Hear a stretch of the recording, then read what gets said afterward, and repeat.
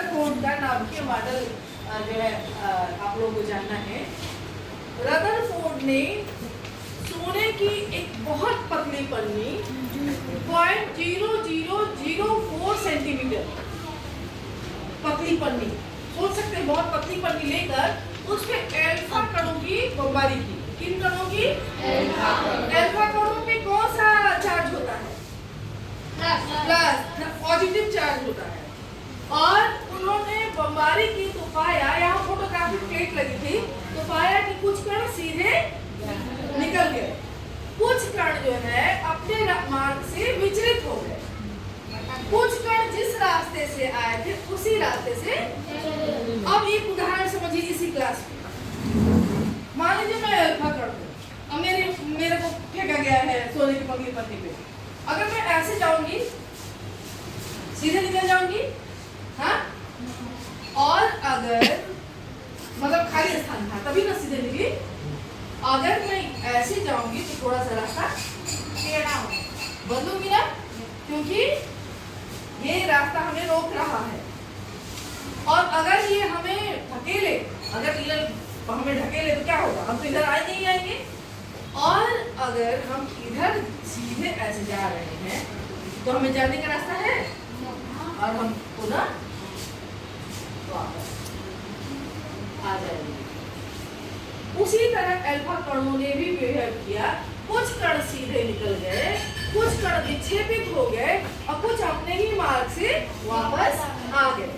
इसका मतलब इन्होंने ये निकाला कि परमाणु में अधिकांश जो है खाली स्थान है, इसीलिए कण जो है सीधे निकल गए। और उन्होंने विक्षेपित होने से यह अनुमान लगाया कि क्योंकि अल्फा कण भी धनात्मक होता है आवेश में, और बीच में कोई धनात्मक आवेश है जिसको जो कि इसको क्या कर धकेल रहा है।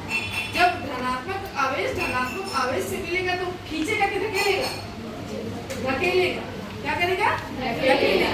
तो वो धकेल रहा है, तभी तो वो अपना रास्ता, अब हमें कोई धकेल दे तो हम उधर चले जाएंगे कि नहीं जाए, उसी तरह अपना रास्ता बदल दिया। और कुछ कण सीधे यानी वो बीच में पड़ रहा था, जिसकी वजह से वो टकरा के क्या हो गया? वापस आ गए। तो यानी यहाँ पे कौन सा आवेश होगा? यहाँ पे ये जो निशान है वो अल्फा कण का निशान है। अल्फा कणों को ऐसे ही दिखाया जाता है, ठीक है?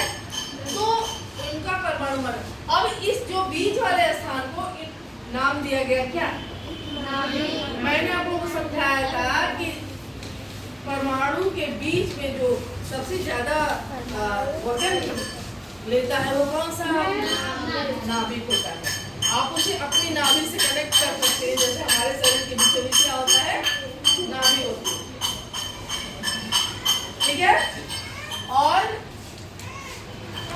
नाभिक में कौन कौन होता है? न्यूट्रॉन और प्रोटॉन। प्रोटॉन में कैसा आवेश होता है? प्रोटॉन P से प्लस पॉजिटिव आवेश। और न्यूट्रॉन पे कैसा आवेश होता है? माइनस। कुछ नहीं, कोई आवेश।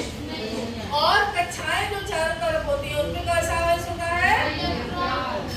कैसा आवेश होता है? माइनस का इलेक्ट्रॉन के पास, इलेक्ट्रॉन की कक्षाओं में कौन होता है? कक्षाओं में इलेक्ट्रॉन। अब एक और चीज बताई थी कि इनको खोजने वाले लोग जो वैज्ञानिकों के नाम आप आसानी से याद कर सकोगे अगर आप इस सूत्र को याद रखोगे। थीटा पर नाच। इलेक्ट्रॉन की खोज किसने की? इलेक्ट्रॉन की खोज किसने की?